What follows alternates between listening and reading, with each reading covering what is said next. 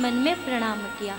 अब मन की बात कौन जाने, मन की बात तो भाई अंतर्यामी जानता है, और अंतर्यामी है शिव, अंतर्यामी ब्रह्मा, अंतर्यामी है विष्णु। दक्ष को आया क्रोध, इसने हमें प्रणाम नहीं किया, जो गाली देनी शुरू करी।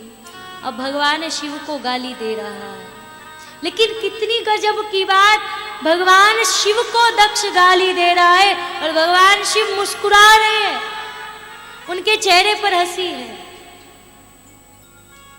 अच्छा एक बात बताइए, आपको कोई एक गाली देता है तो उस समय आप कितनी गाली देते हैं? कितनी गाली देते हैं? अच्छा गाली देते हो या नहीं देते? देते हो? कितनी? मैया जी जरा बताना कितनी देते हो? एक, दो, कितनी? कौन कौन देता है? मैया जी कह रही 10। थोड़ी ज्यादा नहीं हो रही? एक गाली के बदले 10। अच्छा कोई बात नहीं।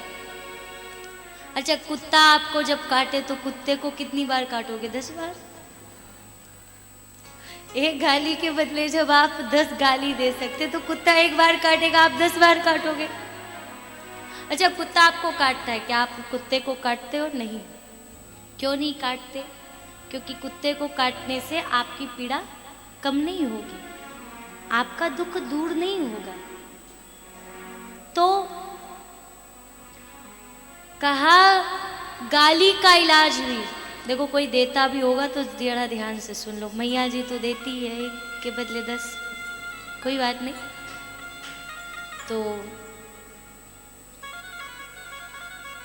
लेकिन कोई गाली दे आपको तो उस समय गाली के बदले गाली मत देना, क्योंकि गाली का इलाज गाली नहीं है। देखो भगवान शिव को गाली दे रहा है दक्ष और भगवान शिव मुस्कुरा रहे, क्यों?